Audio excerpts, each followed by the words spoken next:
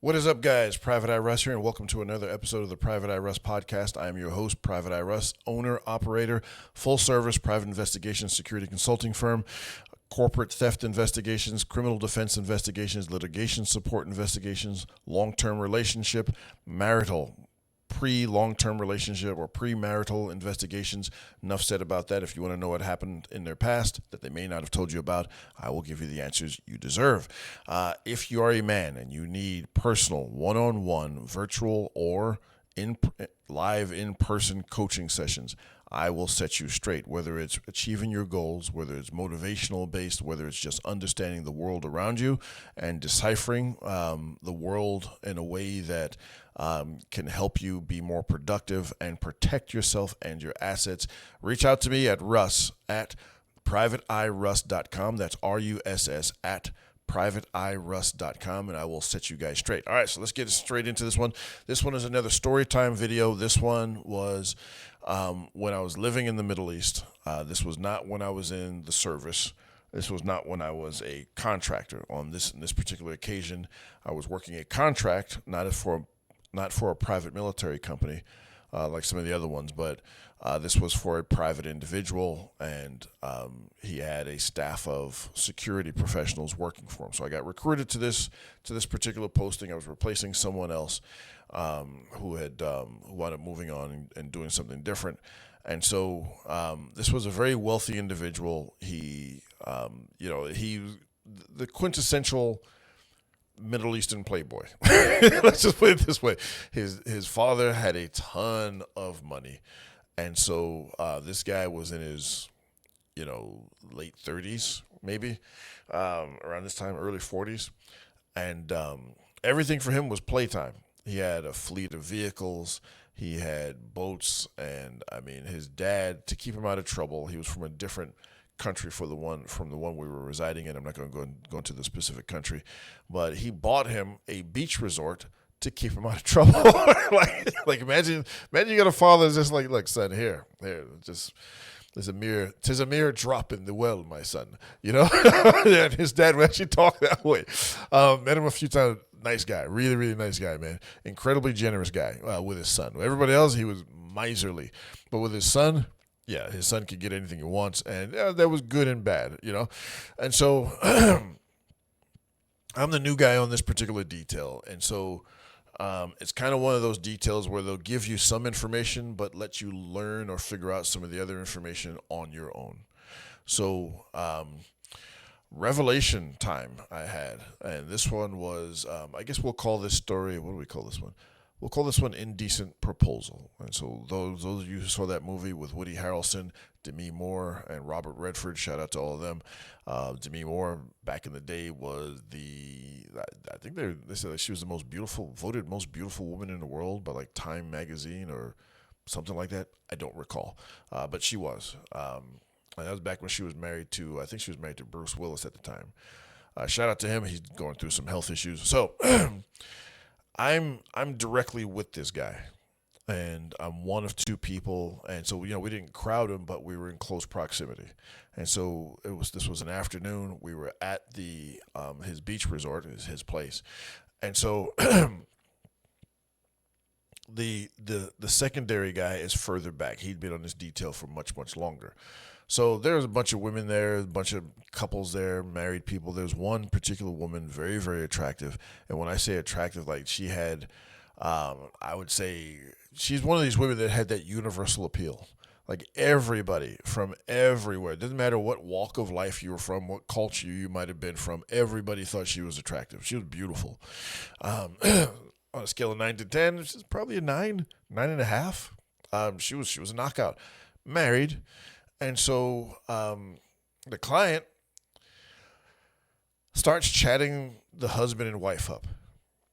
And so, at first I'm just like, I'm in, within earshot. Why? Because, you want to be within arm's reach, right? And so if something goes sideways, you want to be able to pull him to safety or intercede if you have to physically on behalf and put yourself between the client and danger. So, things get a little bit, everybody's drinking and everything else. And this is where things take a sudden sharp turn, and I didn't see this particular turn coming. I thought he was just maybe talking a little bit recklessly.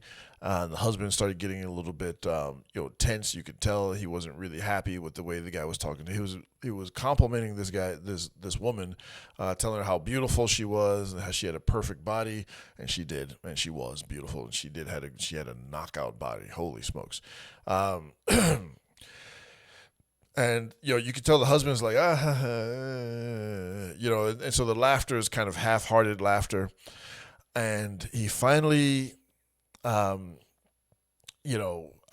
asked a stunning question, and which I was not expecting. The question was, "How much can I pay you to spend 1 week with your wife?" And he's addressing the husband, and the husband at first is like, and he reacted the way you would expect, which was with verbal. I won't go into detail what he said, but it was pretty much you're out of your mind, you're this or that or whatever else and the other thing. And he throws out a number. He said, "How about if I give you this much money?" And I won't go into the details, but it was let's just say it was 5 figures, right? And so the husband's still like ticked off or whatever else, and even the wife is like what are you, crazy? And so he goes and he doubles it. And so they're still ticked off. So he doubles that offer. The protests start becoming more and more quiet as you could see the wheels. And again, I'm not going into every detail of the story, but you could see the wheels turning in both the husband and the wife's head. Like, holy smokes, that's a lot of money. And then he threw out another number, and then there's silence. And so then he starts talking about, and so the whole time I'm sitting there like I'm like the adrenaline's already done. I'm ready to go because I'm thinking, okay, this guy is going to take a swing at the client, and I need to make sure. And so I made sure. I was like, okay, the guy's right-handed. He's probably going to throw a right hand. Most people don't know how to fight. He's not going to throw a jab. He's going to throw a haymaker. So, and I was near the guy's right side, so I could block whatever he's going to throw, then take him down. And that never happened. And as I look at one of the other, I kind of glance at one of the other guys, one of the other protectors. He'd been with this guy for years. He's sitting there, this huge grin on his face, looking at me, and I'm sitting there. Why the hell is he smiling? Does he not see what's going on? And I find out later on, they'd seen him do this many, many times before. And for him. I won't throw the exact number out there, but for him, $500,000 was not a lot of money. Now, here's what I will say. The women who, this particular woman, they made arrangements to meet, and she wound up spending some time with him and his friends, and she earned every bit of that money. I didn't watch. But I heard about the things that went on, and so, and so what happened was this. From what I was told. Again, I wasn't an investigator, and I wasn't asking questions. I was just giving details, about things later on. Right, so I can't verify this what happened, but do I believe it? Yes, I do. So the husband and wife talked about it, and he agreed that she should go ahead and take the money. It was a substantial amount of money, probably much more than they could both make combined in several years. And they'd get it all in cash. This guy would like cash. And so what we found out was after that everything was done, the husband took his half of the money and bounced, and later divorced her. She remained in country for a little while longer, selling her services to other guys for financial gain. And so had I seen this after that? Yes, I saw this a few times after that, maybe even several times after this.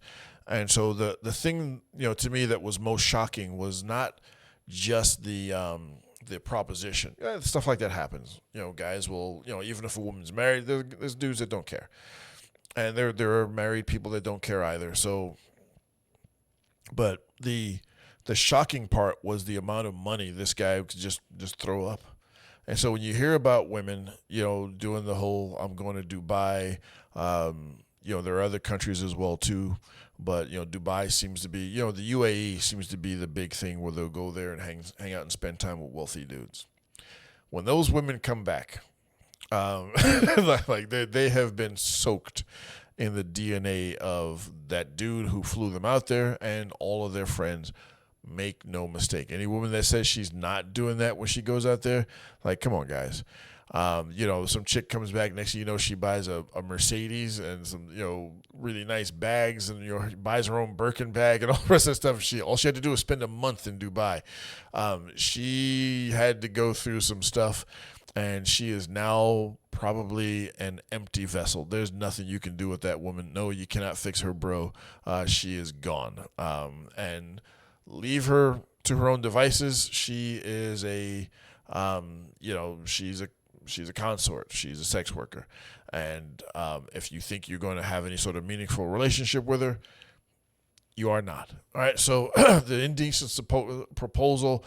So it happened many times after that. The first one was the most not jarring, but a little bit. Not even a little bit. It's actually shocking, man, because I was like, what, he can't be serious? when he first did this, like, he's not serious. And I see the husband tensing up. I'm like, oh, my God, we wind up out here.